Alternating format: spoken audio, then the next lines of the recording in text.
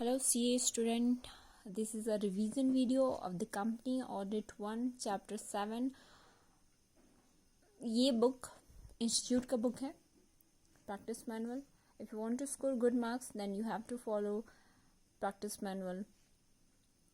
So without wasting our time, let's start from question number 1. We will discuss case study in this video. Case study. Okay. Comment on the following situation. An auditor purchase. Let me clear one thing, that we will discuss only questions, not all provisions of the company's audit. This is a basically law. Company audit 1 की auditor कैसे appoint होता है, auditor कब disqualify होता है, auditor eligible है, कब eligible है, कब इनएलिजिबल है. So basically this is a law. Company audit 1 and company audit 2 हमें आंसर करना रहता है. एग्ज़ाम में क्या होगा, क्वेश्चंस पूछेगा, केस स्टडी देगा, उसके बेस पे आपको प्रोविज़न याद होना चाहिए, तो आप आंसर अच्छे से सॉल्व कर पाएंगे. So let's start from question number 1. An auditor purchased goods for worth 5,15,000 on credit from a customer being audited by him. The company allowed him 1 month's credit, which is normally allowed to all known customer. देखिए question में question क्या है, question समझना रहता है. आप question समझ जाएंगे तो प्रोविज़न बहुत अच्छे से अटेम्प्ट कर पाएंगे एग्जाम में. क्वेश्चंस हमें लगता है कि 5 मार्क्स का क्वेश्चन है तो उसको 1.5 पेज भर देते हैं, 2 पेज भर देते हैं, तो ऐसा नहीं है. जो प्रोविज़न जितना रहता है उतना ही आप लिखें. You can score good marks. So question में कहा है कि ऑडिटर ने परचेस किया goods worth ₹5,15,000 from company, credit from a company being audited by him, जो कि वो ऑडिट करने वाला था. उसी कंपनी से उसने 5 लाख के गुड्स खरीद लिए. And the company allowed him 1 month's credit when which it normally allowed to all known customer. Company क्या करती है, कंपनी जो अपने सारे नोन कस्टमर को क्रेडिट पीरियड अलाउड करती है वो ऑडिटर को भी करती है. तो लेट्स सी आंसर क्या दिया हुआ है. Purchase of goods on credit by the auditor. आप जो क्वेश्चन में पूछ रहा है वो हेडिंग आप दे सकते हैं क्या देना चाहिए, और फिर उसके बाद में उसका सेक्शन कोड करना चाहिए. अगर आपको सेक्शन बहुत अच्छे से याद है तभी सेक्शन कोड करो, नहीं तो मार्क्स कर सकते हैं. This is from my personal experience.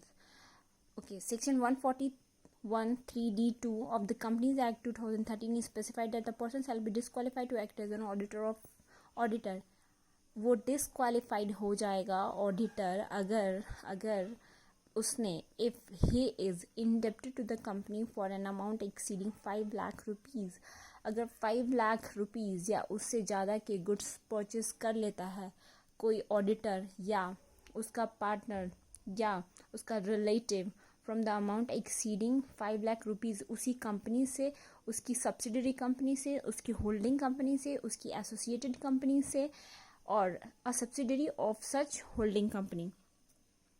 अगर इनमें से किसी में से भी अगर ऑडिटर 5 लाख के गुड्स परचेस कर लेता है तो ही shall be disqualified to act as an auditor of the company. ये यहाँ भी लाइन वही लिखा है, specified that the person shall be disqualified to act as an auditor of the company if he has indebted to the company for an amount exceeding ₹5 lakh. अब इसी को इसने बुक ने यहाँ पे डिफाइन किया है और फिर यहाँ कंक्लूजन लिखा है. हमें भी आंसर वैसे ही करना चाहिए, सेक्शन कोड करना चाहिए सबसे पहले, उसके बाद जो सेक्शन प्रोवाइड करा, जो सेक्शन बोल रहा है उसके बारे में यहाँ लिखना चाहिए, और जो फिर सेक्शन में कहा उसको यहाँ एक्सप्लेन करना चाहिए, और इस दोनों के बेसिस पे अपना कंक्लूजन ड्रॉन करना चाहिए. तो बेसिकली हमारा क्या है, व्हेन एन ऑडिटर अगर परचेज कर लेता है गुड्स और सर्विसेज फ्रॉम कंपनी से ऑडिटेड बाय हिम, जो कि वो ऑडिट करने वाला था, ऑन क्रेडिट पे, he is definitely indebted to the company, तो वो इंडेप्टेड हो जाएगा कंपनी का एंड इंडेप्टेड हो जाएगा कंपनी का. और एक साथ में कंडीशन ये है कि if the amount outstanding exceed करता है ₹5 लाख का, तभी he is disqualified for appointment as an auditor of the company.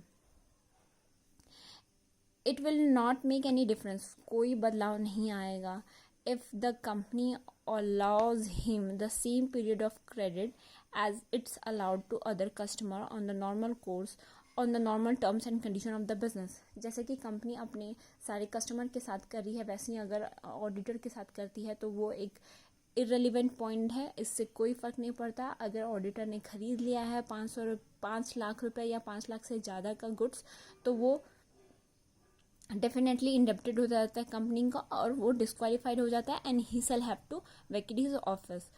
तो यहाँ पे लिखा है it will not make any difference if the company allow him the same period of credit as it's allowed to other customer on normal terms and condition of the business. The auditor cannot argue, वो argue नहीं कर सकता that he is enjoying only the normal credit period allowed to other customer. In fact, in such a case, he has become indebted. वो indebted हो जाएगा company का and consequently उसको office छोड़ना पड़ेगा. He has deemed to have vacate his office. उम्मीद है यहाँ आपको समझ में आया होगा. Let's go to question number B, 1B. आप कोई बुक कंप्लीट कर ले, सारा प्रोविज़न आपके दिमाग में हो, तभी ये रिवीजन वीडियो देखें, वरना आपको ये समझ में नहीं आएगा. KBC and Company, a firm of chartered accountant, has 3 partners, namely Mr. K, Mr. B, Mr. C. Mr. K is also in whole-time employment elsewhere. ये प्रोविज़न आपके दिमाग में होना चाहिए कि अगर कोई partner is whole time employment elsewhere है तो वो एक्सक्लूड किया जाता है, उसका ceiling of number of audit को एक्सक्लूड किया जाता है जब हम काउंट करते हैं फर्म कि फर्म कितने नंबर्स ऑफ ऑडिट होल्ड कर सकती है. तो वहाँ आप ये लाइन को ध्यान में रखें. And mister B and mister C do not hold, mister B और सी कोई और अदर ऑडिट होल्ड नहीं कर रहा है and any audit in their personal capacity और as the partner of other firm. The firm is offered the audit of a public company. उन्हें ABC company का ऑडिट करने के लिए ऑफर किया गया and is already holding of 40 company. जो firm है वो 40 ऑडिट होल्ड कर रही है और जो mister C and mister B है वो अपने पर्सनल कैपेसिटी से कोई अदर ऑडिट नहीं होल्ड कर रहे हैं.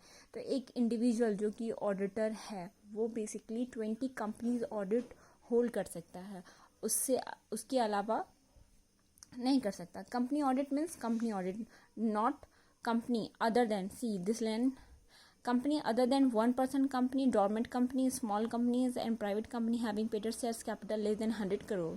ये कंपनी का अगर वो ऑडिट कर रहा है तो वो कंपनी वो उसको इंक्लूड नहीं करेंगे उसमें.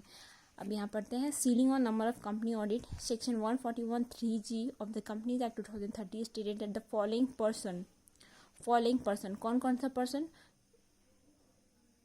देखेंगे यहाँ नीचे में, shall not be eligible for appointment. कौन कौन सा पर्सन जो कि एलिजिबल नहीं होगा for appointment as an auditor of the company.